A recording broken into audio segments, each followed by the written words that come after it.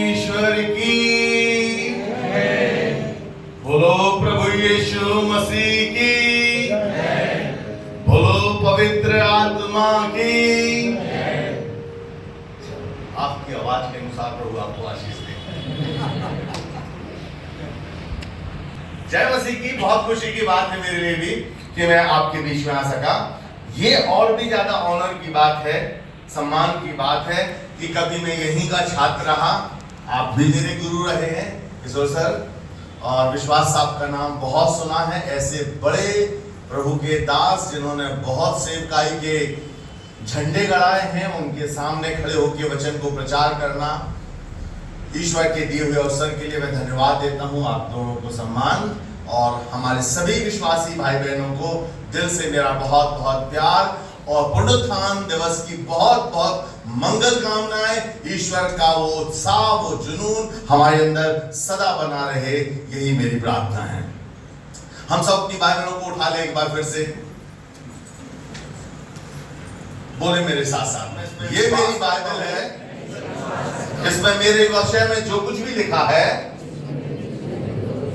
मैं उन सब बातों पे विश्वास करता हूं। बातें मेरे साथ होने वाली हैं। मेरा जीवन यहां से आगे और भी बदलने वाला है, और मैं प्रभु के स्वरूप में रूपांतरित होने जा रहा हूं। आमीन। प्रभु आप सबको आशीष दे। यूजुअली सामान्य रूप से ईस्टर के दिन का संदेश जो शुरुआत होता है मत्ती, मरकुस, लूक, यूहन्ना, 4 सुसमाचारों से ही शुरू होता है, परंतु आज मैं अपनी बात वहां से शुरू नहीं करके मैं प्रेरितों के काम से शुरू करना चाहता हूं। और ये इत्तेफाक नहीं कहूंगा, कोइंसिडेंस कहा जाता है संसार के लोगों की भाषा में, परंतु मैं उसको कोइंसिडेंस नहीं करूंगा। मैं कहूंगा ये पवित्र आत्मा की अगुवाई थी कि वो सारे पद जो आपके सामने पासवान के सहयोगी पासवान द्वारा पढ़े गए हैं, वो सारे के सारे पद मैंने आज के मनन के लिए लिख के रखे थे इसमें सामने पहले ही। तो आइए हम अपनी बात को आरंभ करते हुए वहीं चलते हैं, और मूल रूप से मैं 2 बातों को करूंगा। पहली बात, परमेश्वर ने प्रभु यीशु मसीह को जिलाया और परमेश्वर हम सबको भी जिलाएगा। इन 2 बातों की हम चर्चा करेंगे, और मेरा मूल पद होगा, देख लीजिएगा, 1 कुरिन्थियों 6वां अध्याय उसका 14वां पद। 1 कुरिन्थियों 6वां अध्याय 14वां पद, जिसको भी मिलता है मेहरबानी से निकाल के जोर से पढ़ दीजिए, जिसमें समझ में आए कि हाँ, इस कलीसिया के बहुत सारे जोशीले लोग यहाँ बैठे हुए हैं। परमेश्वर ने अपनी सामर्थ से प्रभु को जिलाया और मुझे भी जिलाएगा। बोलिए, हमें भी जिलाएगा और मुझे भी जिलाएगा। बोलिएगा, मुझे भी जिलाने जाना है परमेश्वर आपको। आज आप कहोगे ऐसा आज क्या होने वाला है, इतने दिनों से तो हम सुन रहे हैं। यस प्रिय मित्रों, कई बार कई वचन हमारे जीवन में काम करते हैं, और ये वचन हमारे जीवन में होने वाला है। तो आज की शुरुआत मैं प्रेरितों के काम से करना चाहता हूं। प्रेरितों के काम के वो सारे पद जो आपके सामने पहले ही पढ़े गए हैं, दोबारा उनको रिपीट करना चाहता हूं, जिससे कि आपका ध्यान उन वचनों की ओर चला जाए।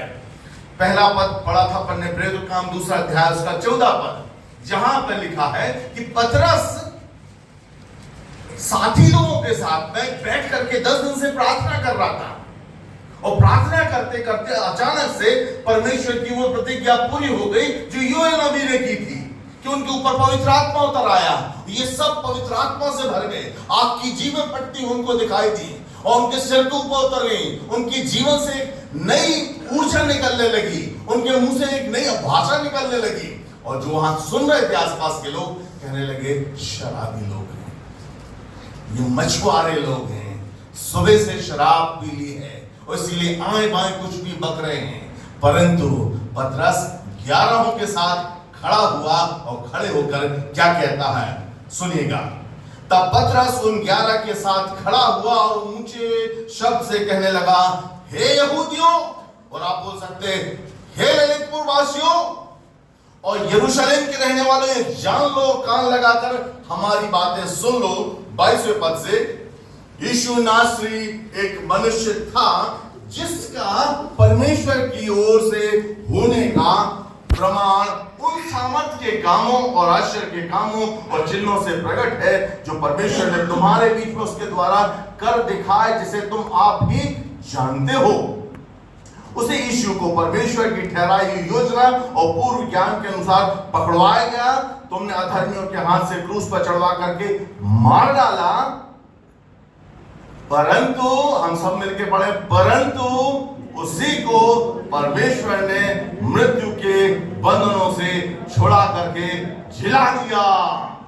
उसी को प्रभु ने जिला दिया। 32 पद पढ़ेंगे। इसी यीशु को परमेश्वर ने जिलाया, जिसके इस कलीसिया के हम सब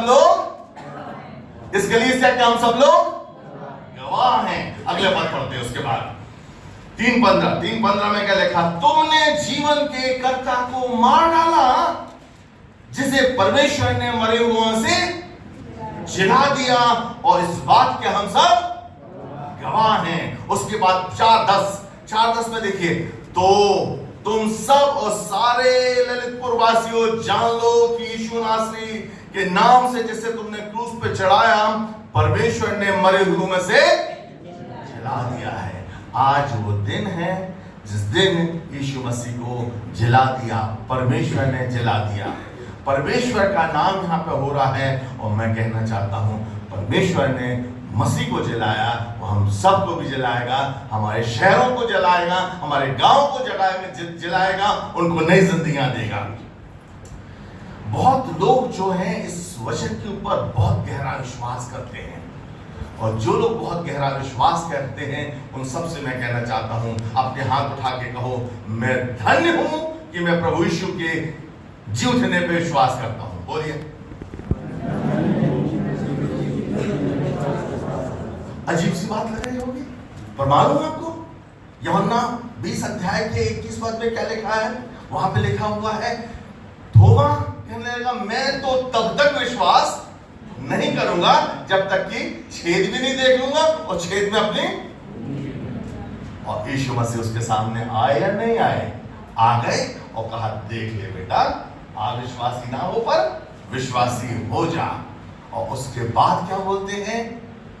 तूने तो देखकर विश्वास किया, पर ललितपुर के वो बच्चे, वो विश्वासी, वो बुजुर्ग लोग, वो महान है, वो धन्य है, क्योंकि उन्होंने बिना देखे भी विश्वास किया है। और आज इस भवन में वो रोपे गए हैं कि परमेश्वर की आराधना करें। और आप धन्य लोग हो क्योंकि आप परमेश्वर के भवन में रोपे गए हो। भजन संहिता कहता है, जो भवन में रोपे गए हैं परमेश्वर के, वो पुराने होने पर भी रस भरे रहेंगे, लहलाते रहेंगे, उनके अंदर नई ऊर्जा बनी रहेगी। तो आप सब धन्य लोग हो।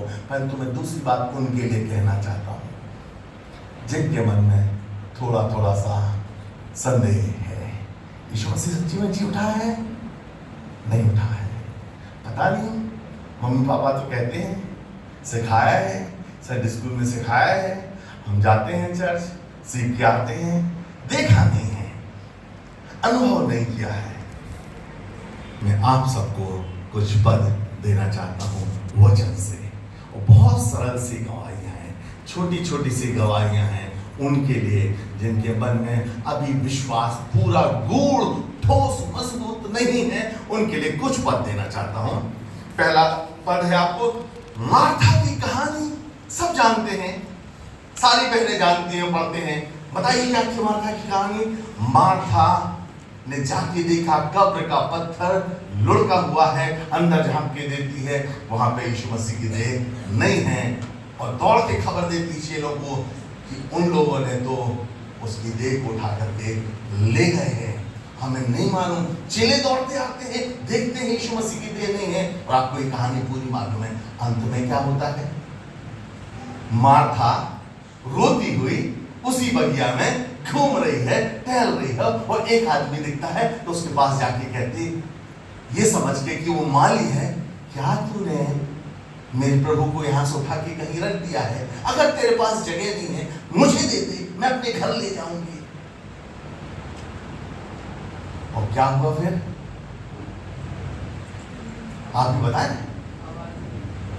वहां से आवाज आती है, हे मरियम, हे मरियम। तो वहां से तुरंत रिस्पॉन्स क्या देती है? हे रब्बुनी, हे गुरु।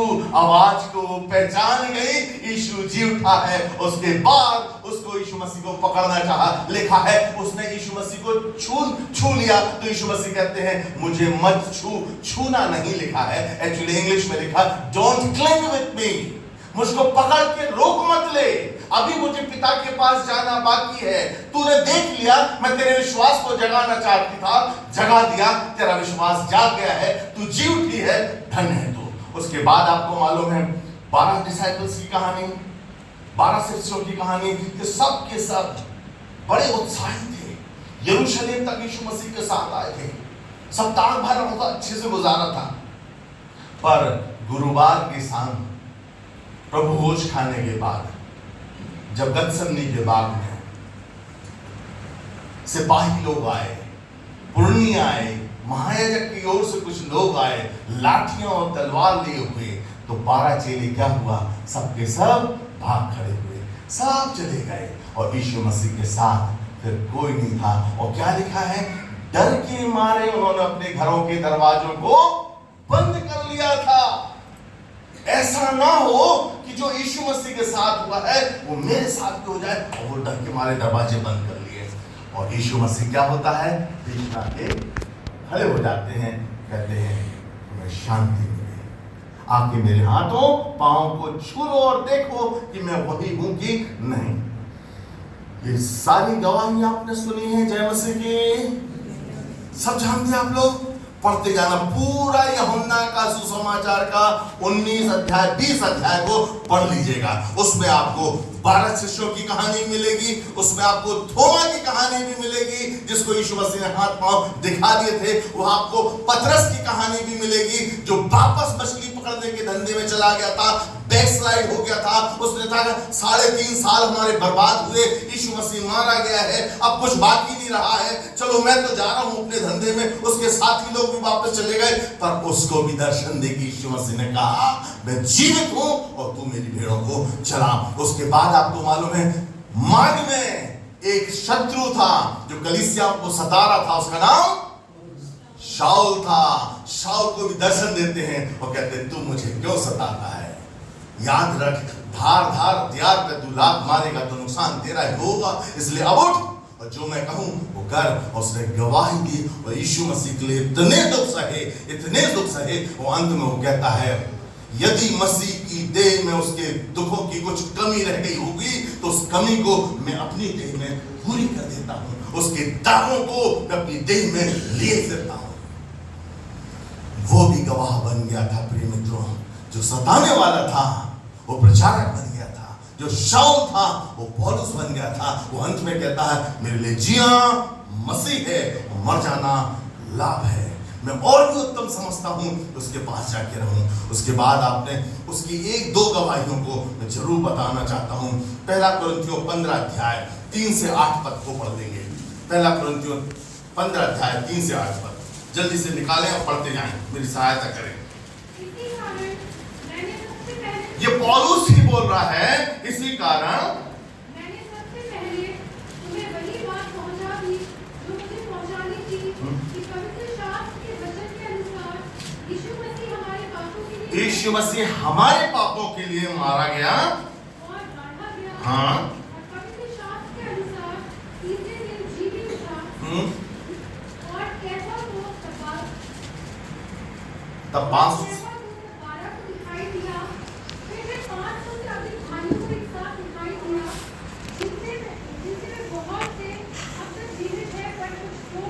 इस पद पे कितने लोग विश्वास करते हैं? अपने हाथ उठाएं। कैफा को दिखाई दिया, 12 को दिखाई दिया। ये 12 लोगों में से कोई नहीं बोल रहा है, ये 12 चेलों में से नहीं बोल रहा है। ये वो है जो कहता मैं तो अधूरे दिनों का जन्मा हूं, मेरा तो जन्म कलीसिया में हुआ ही नहीं था, मैं तो कलीसिया को मारता था, काटता था, बर्बाद करता था, परंतु मेरा रास्ते में जन्म हुआ है और मैं कलीसिया का सदस्य बन गया हूं। और वो कहता है वो 12 को दिखाई दिया, कैफा मतलब पतरस को दिखाई दिया। उसके बाद कितने लोगों को एक साथ दिखाई दिया? 500 से अधिक लोगों को एक साथ दिखाई दिया और वो कहता वो जीवित है। अगर आप विश्वास करते हैं तो कहिए मैं भी तो विश्वास करता हूं। अभी तो विश्वास करता हूं। प्रभु आपकी आवाज सुनना चाहता है और देखिए एक बैरी आपकी आवाज को दबाना भी चाहता है। क्या बोल रहा है? मैं भी तो, बोलिए जोर से, मैं भी तो विश्वास करता हूं। बोलिए जोर से, मैं भी तो विश्वास करता अरे बैरी सुन ले, बोलिए जोर से, बैरी सुन ले तू, हिंदुस्तात्माओं सुन लो तुम, हम भी तो विश्वास करते हैं। यीशु मसीह आपकी आवाज के लिए सुनने के लिए तरस रहा है। ठीक है, यीशु मसीह इतने लोगों को एक साथ दिखाई दे। एक दो पद और पढ़ लीजिए आप बस। उसके बाद पौलुस ने जाके पिसिदिया की कलीसिया में भी इस बात का समाचार दिया। 13 अध्याय प्रेरितों के काम 13 अध्याय उसका 29 से 31, प्रेरितों के काम 13 अध्याय 29 से 31 पढ़ लीजिए। 13 अध्याय 29 से 31। जब उन्होंने उसके विषय में लिखी हुई सब बातें पूरी की, तो उसे क्रूस पर त्योहार का कब्र में रखा। कौन बोल रहा है? यही कलीसिया का सताने वाला कह रहा है। पिसिदिया नाम की एक अन्य जाति कलीसिया में अन्य जाति के लोग कह रहा है जब यीशु मसीह के बारे में सब कुछ पूरा कर लिया उसे कब्र में रख दिया,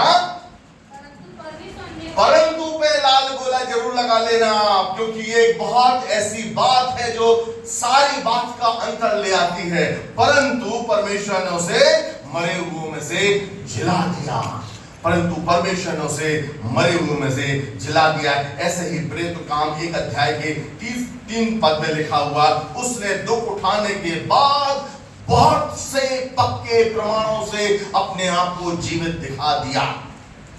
बहुत से पक्के प्रमाणों से अपने आप को जीवित दिखा दिया। आज का संदेश यही समाप्त होता है। हम कैसे गवाह हैं? बहुत से पक्के प्रमाणों से यीशु मसीह ने अपने आप को जीवित दिखा दिया। संसार के लोग बोलते हैं प्रिय मित्रों, मृत्यु अंतिम सत्य है, मृत्यु के बाद और कुछ बाकी नहीं है। और आप क्या बोलते हैं? थैंक यू बेटे, आपका सिर्फ मैंने ही नहीं पवित्र आत्मा ने परमेश्वर पिता ने देख लिया। नहीं, हम विश्वास नहीं करते। मृत्यु अंतिम सत्य नहीं है। इब्रानियों की किताब कहते हैं हम सब के लिए एक बार मरना, उसके बाद न्याय का होना नियुक्त है। परंतु यीशु मसीह क्या कहते हैं? पुराने नियम से क्या बोलते चले आ रहे हैं? कुछ उन बातों के ऊपर भी अपन ध्यान दे देते हैं। क्या लिखा हुआ? पहला कुरिन्थियों 6वां अध्याय का 14 पद अपन ने क्या पढ़ा था? अभी खोलिए मत, ऐसे याद कीजिए थोड़ी देर अपन लोग। क्या लिख पढ़ा था अपन ने? पहला कुरिन्थियों 6वां अध्याय 14 पद, आदम में सब मरते हैं, वो एक दूसरा पद है, परंतु 6वां अध्याय का 14 पद इसी से जुड़ा हुआ है। परमेश्वर ने मसीह को जिलाया अपनी सामर्थ से, परमेश्वर ने अपनी सामर्थ से मसीह को जिलाया। और मृत्यु हमारा अंतिम सत्य है क्या? मृत्यु हमारे लिए लास्ट डेस्टिनी है क्या? अंतिम मंजिल हमारी मृत्यु है क्या? इसीलिए लूका साहब बोला करते थे, एक कहानी उनकी याद आती है। कहते थे हम अपने सत्य को भी इस तरह से प्रकट करते हैं जैसे वो असत्य है, और वो जादूगर जो है, झूठा जादूगर, अपनी असत्य की बातों को भी इतने जुनून के साथ प्रकट करता है जैसे कि वो सत्य है। फिर से बोलिएगा, क्या लिखा हुआ है 6:14 में? याद रखिए, मैं खुलवा नहीं रहूंगी जिससे याद हो जाए ऊपर। मेरा मूल पद आज का वही है, पहला कुरिन्थियों 6:14। यह समझिए, जैसे परमेश्वर ने अपनी सामर्थ से मसीह को जला दिया, वैसे कितने लोग विश्वास करते हैं?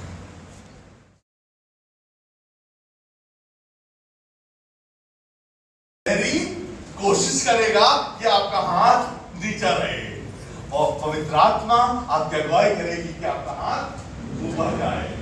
देखिए, कमरे में आपको लग रहा है कुछ नहीं है, यहाँ हम ही लोग बैठे हैं, ऐसा सत्य नहीं है। दो प्रभु के बड़े खादिम बैठे हुए हैं। यहाँ दो आत्माएं लगातार काम कर रही हैं। एक दुष्ट आत्मा जो आपके विश्वास को शंका में बदलने के लिए लगातार आपके ऊपर आक्रमण कर रही है, और दूसरा पवित्र आत्मा जो आपकी सहायता कर रहा है कि आपका विश्वास दृढ़ हो। थैंक यू बहन, आपका हाथ भी प्रभु ने देख लिया। आप किस पार्टी में सहयोगी बनना चाहते हो? हालेलुया! किस पार्टी में सहयोगी बनना चाहते हो?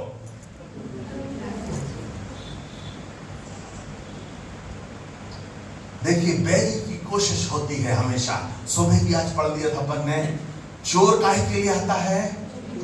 कौन सी चोरी करने? आपका धन पैसा नहीं चाहिए उसको, वो तो और देता है धन। वो तो कहता आके मंदिर को प्रणाम तो कर, पूरी दुनिया दे दूंगी तेरे को। कौन से पैसे की बात कर रहा है तू? विश्वास की चोरी, आपके आत्मिक ज्ञान की, आत्मिक ज्ञान की, आत्मिक अंगीकार की चोरी करना चाहता है। वो चाहता है वो आपके मुंह से उच्चारण ना हो। इसलिए आजकल एक बड़ी अच्छी शिक्षा चलने लगी, जिसको मैं मानता भी हूं और मैं भी प्रयास करता हूं। जो वचन में बातें लिखी हुई हैं उनको हमें बारंबार अंगीकार करना, बोलते रहना, बोलते रहना। कैसे? कौन सा पद बोलते? भजन संहिता 23 का, और जीवन भर प्रभु की करुणा और भलाई निश्चय मेरे साथ साथ बोलते रहना है भाई। चाहे मैं घोर तो भी बोलो ना। शैतान तो चाह रहा है कि आप ना बोलो और आप घबराए रहो। अभी तो ठीक है पाली साहब, चर्च में से जोर से हालेलुया, और चर्च खत्म हुआ, जरा सी विपरीत परिस्थिति हुई, हे प्रभु घोर अंधकार, अब क्या होगा? मेरा तो सब कुछ लुट जाएगा, सब कुछ बर्बाद हो जाएगा। एक कलीसिया थी पूरे तो काम में, उसमें लिखा हुआ, पौलुस कहता तुमने आनंद से अपनी संपत्ति को लुट जाने दिया, क्योंकि तुम जानते थे कि प्रभु तुम्हें नया धन दे सकता है। जय मसीह की। विश्वास की बातें प्रिय मित्रों यहां नहीं, बाहर करके दिखाना है। और वो बाहर करने के दिखाने के लिए जरूरी होता है कि हम बार बार उसे बोलते रहें, बोलते रहें, बोलते रहें। जो वर्ग परमेश्वर के वचन की प्रतिज्ञाएं हैं, वायदे हैं उसके, मैं तुम्हारे साथ जगत, हाँ शाबाश, जगत के सदैव नहीं बेटा, जब तुम अच्छी वादियों में चलोगे तभी मैं रहूंगा तुम्हारे साथ, जब बुरा समय आएगा तब मैं तुम्हें साथ नहीं रहूंगा। ऐसा कहा क्या प्रभु ने? वो क्या बोलता है? इसीलिए प्रभु यीशु मसीह ने कहा था प्रिय मित्रों कि तुम्हारा विश्वास जब तक कि छोटे बच्चों के समान ना हो, तुमको स्वर्ग के राज्य में प्रवेश करना कठिन। ऐसा नहीं है प्रिय मित्रों कि हमारा नाम जीवन की किताब में प्रभु ने नहीं लिख दिया है। ऐसा नहीं है कि आपके विश्वास से आपके पापों को क्षमा नहीं किया गया है। ऐसा नहीं है कि उसकी ड्यूटीनेस है, धार्मिकता का पहरावा नहीं पहनाया गया, पहना दिया गया है। परंतु एक और बात लिखी हुई, क्या लिखी हुई है? डरते और कांपते हुए अपने अपने उद्धार के कार्य को किसको करना है? किसको करना है भाई? परमेश्वर ने अपना काम क्रूस के ऊपर क्या लिखा पड़ा था पवन ने फ्राइडे को, पूरा उसने कर दिया। पर अब वो क्या चाहता है? अब तुम करो, मुंह से अंगीकार करके, विश्वास की बातें बोल करके, विश्वास की बातों से अपने दिल को भर करके, और शैतान को सुनाते रहो। आपके आसपास में सब कुछ होता रहता है। आपकी सच्चाइयां, मेरी सच्चाइयां मैं जानता हूं, पवित्र आत्मा या परमेश्वर, त्रिएक परमेश्वर जानते, पर एक और भी जानता। वो कौन जानता है? कौन जानता है? आपका बैरी, मेरा बैरी शैतान। जय मसीह की। आपका बैरी, मेरा बैरी जानता है। एक छोटा सा उदाहरण दी का बोल रहा हूं, अपनी मेन बात पर आके 15 मिनट में समाप्त करूंगा। बात यह है कि एक पादरी साहब के 7 पुत्र थे प्रेरित काम में। उस सातों ने क्या सोचा कि जैसे पौलुस करता मिनिस्ट्री, हम भी वैसी मिनिस्ट्री करेंगे। और जाके क्या किया उन्होंने? एक दुष्ट आत्मा को निकालने की कोशिश की। निकालने लगे तो क्या हुआ? वो कहते हैं हम तो पौलुस को भी जानते हो, यीशु मसीह को भी जानते। बेटा तुम कौन हो? तुम कितने घंटे प्रार्थना करते हो? कितने घंटे बाइबल पढ़ते हो? कितने दिन तुम्हारा जीवन पवित्र आत्मा की अगुवाई में चलता है? कितने दिन तुम ईश्वर की अगुवाई में चलते हो? कहां कहां तुम्हारा जीवन पतित होता है? कहां कहां तुम गलत बातें सोचते हो? कहां कहां तुम वचन में लिखी हुई बातों पर विश्वास नहीं शंका करते हो? मैं जानता हूं तुम्हें। और आज का जो वचन है, फिर से कहूंगा, 1 कुरिन्थियों 6:14, वहां क्या लिखा हुआ है कि परमेश्वर ने मसीह को जिलाया, वो हमको भी जिलाएगा, हमको भी जिलाएगा। और आज वो जिलाने का काम मैं थोड़ी सी आज लगाने आया हूं। पूरी को भैया लोग, सर लोग बहुत दिनों से लगा रहे हैं और आगे बढ़ाएंगे उसको। यीशु मसीह एक जवान लड़के को बहुत प्यार करते थे। उसकी 2 बहनें थी। क्या नाम थे? सबको मालूम, शाबाश, लाजर हो। उसकी 2 बहनें मार्था और मरियम। मार्था और मरियम का भाई लाजर मर गया और यीशु मसीह नहीं आए। मृत्यु की वादियों से गुजरना पड़ा, निकलना पड़ा। अब यीशु मसीह 4 दिन के बाद वहां आते हैं। तब तक तो ग्रेवयार्ड की प्रक्रिया हुए भी 4 दिन हो चुके थे। और यीशु मसीह आए तो कहते हैं, तेरे भाई को कहां रखा? तो मार्था क्या बोलती है? हे प्रभु, चल कर देख ले, पर अब तो उसमें से दुर्गंध आती होगी। तो प्रभु यीशु मसीह ने क्या बोला? वो जी, शाबाश, क्या बोला? वो जी उठेगा। तो मार्था बोलती क्या है?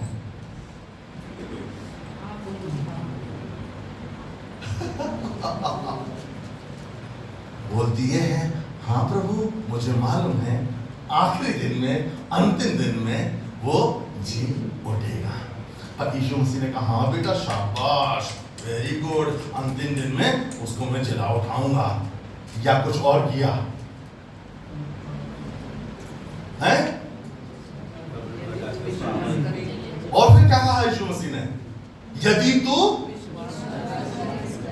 तो आज और अभी भी परमेश्वर की महिमा को जय मसीह की। यही तो बात बताना चाह रहा पवित्र आत्मा, यही तो यीशु मसीह बताना चाह रहे हैं, यही तो पिता परमेश्वर बोलना चाह रहे हैं। तुम अंतिम दिन की कल्पना करके बैठे हुए लिखे हुए पद 1 कुरिन्थियों 15 इसमें यूहन्ना 4:40 में लिखा है, 4:44 में लिखा है, 4:54 में लिखा है, मैं उसे अंतिम दिन में जिला उठाऊंगा। परंतु 11वें अध्याय में यीशु मसीह कहते हैं, हाँ अंतिम दिन में तो जिला उठाऊंगा, पर मैं आज का भी परमेश्वर हूं।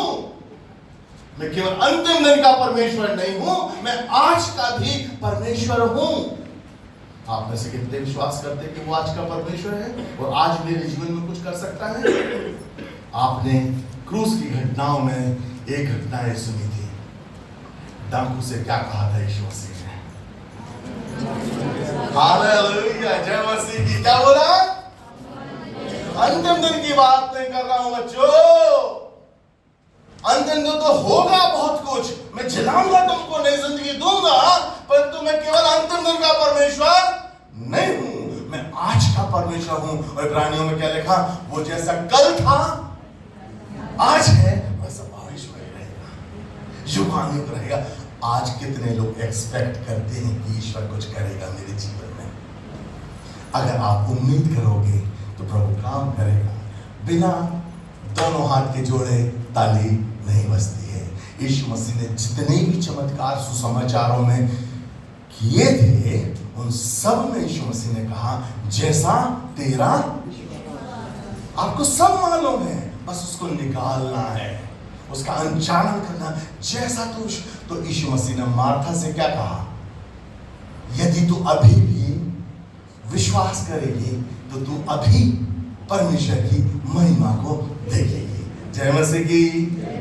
कितने लोग अपने जीवन में आज के परमेश्वर की आराधना करना चाहते हैं, जो आज के परमेश्वर से उम्मीद करना चाहते हैं। एक औरत थी जिसको 18 वर्ष से लहू बहने का रोग था, उस रोग से वो पीड़ित थी, परंतु जितनी भी चर्चाएं उसने यीशु मसीह के विषय में सुनी थी, उसको सुनने के बाद उसके अंदर का विश्वास जाग उठा था, जिला दिया था परमेश्वर ने उसको, उत्साह से भरी हुई थी। और क्या बोलती थी? आप ही बताएंगे। जिस दिन भी यीशु राजा मेरी बस्ती में आएगा, जिस दिन भी यीशु राजा मेरे गांव में आएगा, मैं क्या करूंगी? शाबाश बेटा, कितने बच्चे तुम्हें मालूम है? शाबाश, तुम भविष्य के बड़े पादरी साहब बनोगे, हमारे पादरी साहब के असिस्टेंट तुम भी बनोगे। Good good good. क्या बोला? मैं जाके उसके वस्त्र को ही छू लूंगी। और मैं विश्वास किया उसने, और विश्वास के साथ उसने कदम किया, उठाया, और पीछे से जाके उसने कहा, भीड़ में कौन जाए, कौन पहचाने, कौन बात सुने, कौन बोले। धीरे से जाके पासवान के कमरे को छू के पीछे के पीछे निकल आए। क्या सब कुछ शांत रहा? नहीं। यीशु मसीह ने कहा, किसने मुझको छुआ? क्या हुआ? चेले कहने लगे, प्रभु, चेले वैसे ही थे जैसे आज के अपन लोग हैं। चेले वैसे ही थे जैसे अधिकांश अपन लोग हैं आज के। कैसे थे? कहने लगे कि प्रभु, इतनी तो भीड़ तेरे ऊपर गिर रही है, तू काहे की बात कर रहा है कि मैं इसको किसने छुआ? कह ले, वो छूना और ये छूने में अंतर है। आज का भी छूना आपका, आज का भी विश्वास आपका अंतर लाएगा आपकी जिंदगी में। आप यहाँ खाली भी बैठे रह सकते हो और कुछ पाके भी जा सकते हो। हालेलुया, हाँ, आमीन। 2-3 उदाहरण देकर के जल्दी से अपनी बात को समाप्त करना चाहता हूं। आपको मालूम है, पतरस ने अपने जीवन को, दरवाजों को बंद कर लिया था यीशु मसीह की मृत्यु के बाद। क्यों? कि उसको गिल्टी फील हो गई थी। एक छोटी सी गलती, डर गया था बेचारा वो। यीशु मसीह के साथ जो सलूक किया जा रहा था उससे वो डर गया था, और डरने के कारण उसने पिलातुस के घर में, महायाजक के घर में यीशु मसीह का कितनी बार? 3 बार इनकार कर दिया, और निकल करके फूट फूट करके रोने लगा, रोता रहा। उसके बाद यीशु मसीह की मृत्यु के बाद घर के दरवाजे बंद कर लिए। उसको सब लोग बड़ा भाई मानते थे। बड़े भाई ने दरवाजा बंद कर लिया, अपन सब चलो घर में दरवाजा बंद कर लो, अब तो समाप्त हो गया। 3.5 साल का अद्भुत आश्चर्यकर्म का युग समाप्त हो गया। उनको लगा मृत्यु हो गई है, अब कुछ होने वाला नहीं है, समाप्त हो गया। ऐसा ही पिलातुस सोचने लगा, ऐसा ही उस समय के धार्मिक गुरु सोचने लगे, अब सब कुछ समाप्त हो चुका है। परंतु यीशु मसीह ने क्या पतरस को छोड़ दिया या उसको फिर से जिलाया? कितने लोग विश्वास करते हैं? हाथ उठाएं। ये फिर से जिलाया था? हाँ, जिलाया था। पतरस के पास यीशु मसीह कहाँ पहुंचते हैं? पहले बंद कोठरी में पहुंचते हैं, उसके बाद पतरस के पास यीशु मसीह गलील की झील पे पहुंचते हैं, और वो पहचानता नहीं है, पर किसी ने बताया ये तो गुरु है, और वो उसके बाद फिर से शर्मिंदगी में नीचे गिर पड़ता है। पर यीशु मसीह कहता नहीं है, ये नालायक, तूने मुझको जलील किया, बड़ी बड़ी बातें करने वाला, पीछे हट जा, अब मैं तेरे से कोई रिश्ता नहीं रखूंगा। क्या ऐसा कहा? नहीं। पर यीशु मसीह ने एक बड़ी जिम्मेदारी उसके कानों पे डाल दी। क्या कहा? क्या तू मुझसे प्रेम करता है? मुझसे प्रेम करता है, जा मेरी भेड़ों को चरा। जिलाने वाला प्रभु आज आपके बीच में है, और न केवल आज चर्च में आपके बीच में है प्रिय मित्रों, पर आपके वर्क स्थल पे, आपके कार्य स्थल पे, आपके स्कूलों में, आपके अस्पतालों में, आपके पड़ोस में वो परमेश्वर जो जिलाने वाला है वो आपके साथ है। हर हालात में जहां कहीं आप इंकार कर बैठते हो प्रभु का, डर के कारण, झिझक के कारण गलतियां हो जाती हैं, आप अपने जीवन में गिल्टी फील कर जाते हो, आपके अंदर का उत्साह समाप्त हो जाता है, आपके अंदर की उदारता समाप्त हो जाती है, आपकी मसीहत के गीत समाप्त हो जाते हैं। एक गलती के कारण प्रभु आपको छोड़ता नहीं है। वो कहता है 1 कुरिन्थियों 6:14 में, मैंने मसीह को जिलाया हूं, मैं तुमको भी जिलाऊंगा।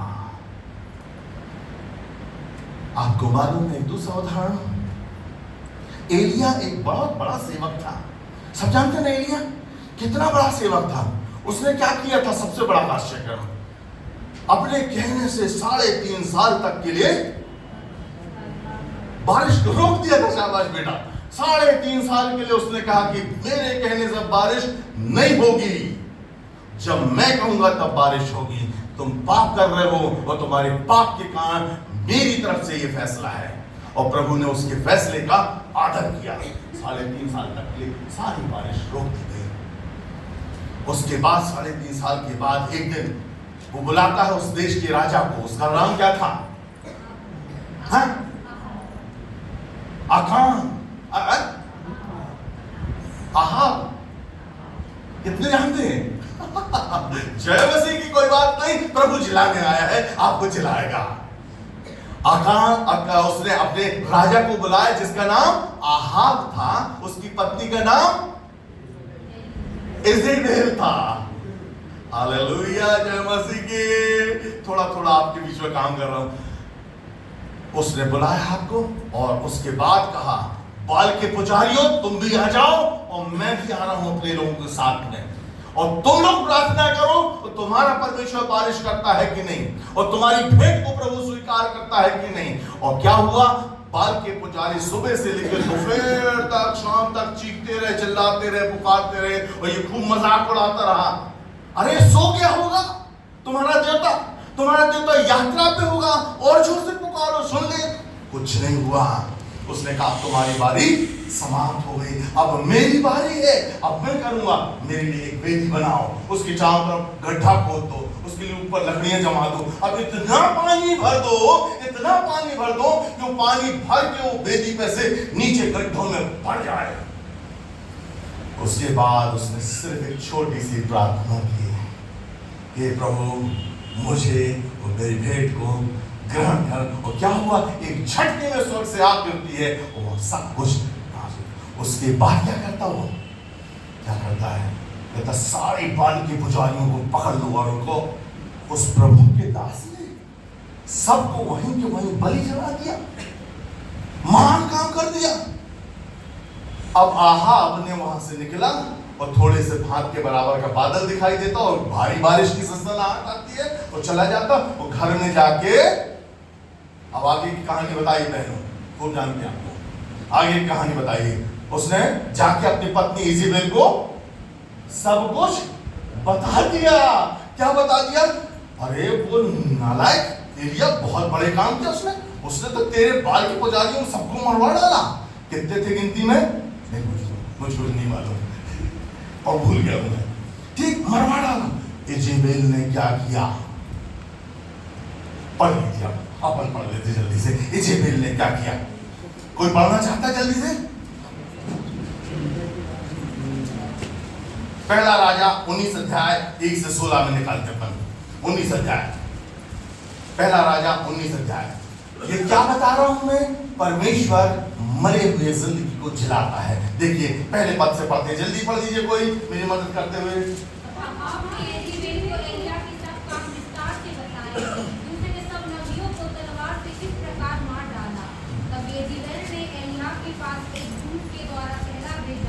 यदि मैं कनची समय तक तेरा प्राण उसका सामना कर डालूं तो देखकर तेरे साथ वैसा ही वरन मेरे साथ वैसा ही वरन उससे भी अधिक करे।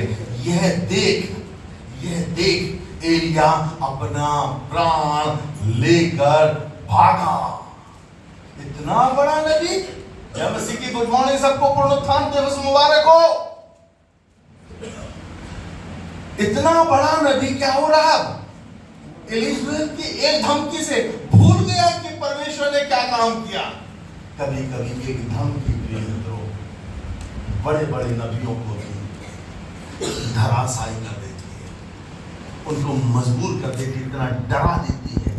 ऐसा जिंदगी में आपके साथ भी बहुत बार होता है, मेरे साथ भी बहुत बार होता है। प्रिय मित्रों, हमारा उत्साह, हमारी उमंग, हमारा जुनून, हमारी उदारता, हमारा प्रोत्साहन दूसरों को देना, हमारी प्रभु की महिमा करना सब समाप्त हो जाता है। हम अपने घरों में कहने लगते हैं, इसको क्या हो गया पादी साहब, इसके लिए प्रार्थना कीजिए, ये तो निकल ही नहीं रहा है। बेटा खाना खा, तू कब तक उदासी में रहेगा? पत्नियां पति से कहती तुम कब तक उदासी में रहोगे? अरे निकलो यार, हो गई पिछली गलती, उस गलती के पीछे अब कैसे तुम रो रहे? यहाँ पे एलिया जैसा महान नबी भी भाग रहा है एक औरत से। कि उसने ये धमकी दे दी है कि कल मैं तेरा प्राण तुझसे ले लूंगी, और भाग रहा है। और आगे आप जाके पढ़ोगे तो चौथे पद के आखिरी में लिखा है, वो एक पेड़ के नीचे बैठ के प्रभु से प्रार्थना क्या कर रहा है? क्या प्रार्थना कर रहा है? हे प्रभु, मेरा प्राण मुझसे तो ले ले, अब मुझसे और जिया नहीं जा रहा, मृत्यु मांग रहा है। सोचिए कितनी पिटीवल, कितनी दयनीय स्थिति उस जवान की हो चुकी थी, उस प्रभु के सेवक की हो चुकी थी। मृत्यु मांग रहा है, पर प्रभु ने मृत्यु दे दी क्या उसको, या पुनरुत्थान किया उसका? तो भैया बॉस आपसे पूछ रहा हूं, पुनरुत्थान किया उसके एलिया का कि नहीं किया? कितने लोग आगे की कहानी जानते हैं और मालूम है कि उसका पुनरुत्थान हुआ था, फिर से उसकी जिंदगी को प्रभु ने बनाया था। कितने लोग विश्वास करते हैं? बेटी ने हाथ उठा दिया, 2-4 लोगों ने उसके जीवन को नाश किया या बनाया प्रभु ने? ये नालायक, तू बहुत बुद्धू आदमी है, तू सब भूल गया कल तक की मेरी सारी घटनाओं को, अब तुझको मैं कभी मिनिस्ट्री में नहीं आऊंगा, पीछे हट जा। ऐसा नहीं बोला। वहां पे एक दूत को भेजा प्रभु ने और कहा कि रोटी रख गया, पानी पी रख गया, और जाके मेरे दास को जगा और कहा कि रोटी खा ले, पानी पी ले। रोटी खाया, पानी पिया, सो गया। फिर थोड़ी देर बाद फिर प्रभु ने एक दूत को भेजा, जाके उस मेरे दास को बोल किया रोटी खा, पानी पी, और फिर उसके बाद वहां से चल गए। और उसके बाद 40 दिन तक उसी रोटी पे चलता रहा। क्यों चलता रहा? क्योंकि प्रभु उसको रिवाइव कर रहा था, पुनरुत्थान कर रहा था, उसकी जिंदगी को फिर से बना रहा था। प्रिय मित्रों, बस यही कहना चाहता हूं, बड़े बड़े प्रभु के दास पीछे हट गए, आप कभी पीछे मत हटना। गवाहों का बड़ा बादल हमको घेरे हुए है। इस वचन में ढेरों उदाहरण लिखे हुए जहां प्रभु ने लोगों की जिंदगी को नए सिरे से बनाया था। वो कहता है पुनरुत्थान और जीवन, पुनरुत्थान और जीवन। तुम क्यों डर रहे हो? क्यों भयभीत हो? क्यों पीछे छिप रहे हो? और दाऊद उससे परमेश्वर पिता एक सवाल करते, देखिए क्या कहते हैं, कहते तेरा यहाँ क्या काम? तू भाग के वहां से आया जहां तेरी मिनिस्ट्री थी, जहां तेरी बड़ी सेवा थी, वहां से निकल के इस पहाड़ पे आके बैठ लिया। तो तेरा यहाँ क्या काम? आपके कानों में भी प्रभु की आवाज कभी न कभी गूंजेगी, तेरा यहाँ क्या काम? तूने क्यों छोड़ दिया चर्च की संगति? तूने क्यों छोड़ दिया पास्टर किशोर का साथ देना? तूने क्यों छोड़ दिया बाइबल कॉलेज में पढ़ाना? तूने क्यों छोड़ दिया वो गीत गाना? तूने क्यों छोड़ दिया संडे स्कूल में बाइबल के पदों को सिखाना? क्यों छोड़ दिया? और तू यहाँ गुमराह होके इस कमरे में बंद बैठा है। तेरा यहाँ क्या काम? तेरा यहाँ क्या काम? चल उठ, मैं तुझको रिवाइव करना चाहता हूँ, पुनरुत्थान करना चाहता हूँ। और प्रभु ने उसके बाद उससे क्या काम करवाया था मालूम? प्रभु उसको पहाड़ पे लेके गए, वहां पे परमेश्वर ने उससे बातचीत की, उसको दर्शन दिलाया और कहा अब फिर से जा तो अपने स्थान पे किसका अभिषेक कर? एलीशा का अभिषेक कर, और राजा होने के लिए। प्रिय मित्रों, हमारा परमेश्वर हमें मुर्दों में दफनाने वाला परमेश्वर नहीं, मुर्दों से निकाल करके पुनरुत्थान देने वाला परमेश्वर। जय मसीह की। जितने लोग विश्वास करते हो वो कहें प्रभु मैं भी तुझ पर विश्वास करता हूं, तेरे से पुनरुत्थान चाहता हूं। एक आखिरी उदाहरण देकर के बात समाप्त कर देता हूं। आप सबको मालूम है इस दुनिया का पहला व्यक्ति कौन था? आदम। आदम प्रतिदिन संध्या को उछलता कूदता हुआ, ठीक वैसे ही जैसे ये नन्हे मुन्ने 2 साल के बाद भी जब आप घर आओगे तो दौड़ते हुए आएंगे डैडी डैडी डैडी डैडी, और आके आपके पैर से चिपक जाएंगे। आपका नन्हा मुन्ना आपके पास आता है, आपके सबके नाती पोते आते हैं।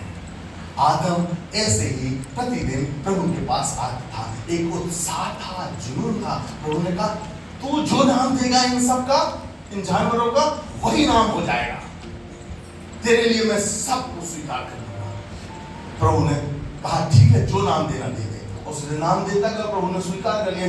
किसी नाम में ये नहीं बोला कि बुद्धू एक गलत नाम है, उसको थोड़ा अच्छा नाम दे, ऐसा नहीं बोला। हाथी को हाथी बोला, हाथी ठीक है चलता। घोड़े को घोड़ा बोला, हाँ ठीक है। इसको जिराफ बोला, हाँ ठीक है। प्रभु ने सब कुछ कराया, पर एक संध्या की बात है जब उससे एक गलती हो गई कि उसने अपनी पत्नी के कहने से उस फल को खा लिया जिसको खाना मना था। उसी दिन उसने अपने आप को पेड़ों के पीछे छिपा लिया, पत्तों से अपने आप को ढांप लिया। प्रभु पूछते हैं, हे आदम तू कहाँ है? ऐसा नहीं कि यीशु मसीह को नहीं मालूम था या परमेश्वर पिता को नहीं मालूम था कि किस पेड़ के पीछे छिपा है, उनको सब मालूम था। पर प्रभु यीशु मसीह उनकी मन की स्थिति को जानना चाहते थे कि तेरा वो विश्वास कहाँ है, वो वाला आदम कहाँ है जो दौड़ के मेरे पास आता था, वो वाला आदम जिसके अंदर कॉन्फिडेंस था, जिसके अंदर प्यार था, जिसके अंदर अपनापन था, जिसके अंदर जुनून था, जिसको ये पता था कि मैं परमेश्वर के स्वरूप में रचा गया हूँ, मैं परमेश्वर की संतान हूँ, इस पृथ्वी पे मैं अधिकारी हूँ। वो आदम कहाँ गया है? प्रभु ने उससे और सवाल भी किया, किसने तुझसे कहा कि तू नंगा है? ये दो पद आप घर जाके पढ़ देना, खुलवा नहीं रहा हूं आपसे बात। उससे पूछते दूसरा सवाल, किसने तुझसे कहा? और यही सबसे बड़ा सवाल है, यही सबसे बड़ा सवाल है, किसने तुझसे कहा? हम कितनी बार जो परमेश्वर ने कहा उस पर विश्वास नहीं करते, पर जो बैरी आकर हमारे कान में बोल जाता है, अरे तू तो पापी हो जाए, तूने तो गलती कर दी है, अब तेरे पाप इतने गंदे हैं, तू कैसे मुंह दिखाएगा लोगों के सामने? अब तू कैसे जाके गीत गाएगा, कैसे जाके तू सेवकाई करेगा, और कैसे तेरा जीवन चलेगा?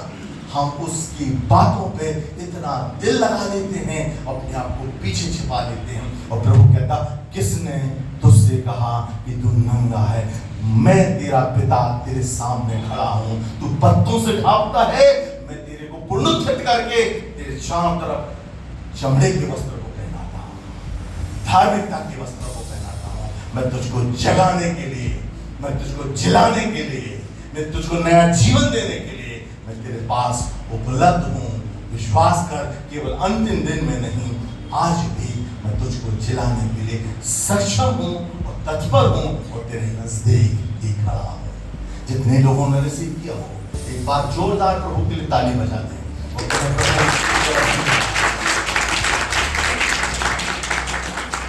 जितने लोगों को लगता है कि मुझको अपना जीवन नए से समर्पित करना है, प्लीज अपनी आंखों को बंद करें, अपने हाथों को उठाएं और कहें, प्रभु मैं अपना जीवन आपके आगे फिर से समर्पित करना चाहता हूँ। पुरानी बातों को भूल करके मैं नई दौड़ को आरंभ करना चाहता हूँ। मैं नई सृष्टि बनना चाहता हूँ प्रभु जी। मैं नया जीवन चाहता हूँ, मैं पुनरुत्थान चाहता हूँ प्रभु जी। मेरे जीवन को तू बदल दे। और प्रभु का आत्मा आपके नजदीक खड़ा है प्रिय मित्रों, वो आपके इर्द गिर्द है, वो आपको छोड़ेगा नहीं, त्यागेगा नहीं। आप जहां जहां जाओगे उसका आत्मा आपको पकड़ लेगा। पतरस ने बहुत भागने की कोशिश की, कमरे के अंदर बंद कर लिया, गतसमनी की झील पे चला गया, और प्रभु उसके पीछे पीछे गया जब तक कि उसको नई जिंदगी दे नहीं दी। वो आपके पीछे पीछे भी उसका आत्मा आ रहा है, आपको नई जिंदगी देना चाहता है। इस पुनरुत्थान दिवस पे याद रखिए, वो अंतिम दिन का परमेश्वर नहीं, वो आज का परमेश्वर है। उस डाकू से उसने कहा कि तू आज ही मेरे साथ स्वर्गलोक पे होगा। वो प्रभु आपसे भी कह रहा है, मैं आज ही तुझको नया जिंदगी दे देता हूँ। पिता परमेश्वर तेरा धन्यवाद इस वचन के लिए, जो तेरी महिमा के लिए, तेरी दया से हम सुन सके, बोल सके।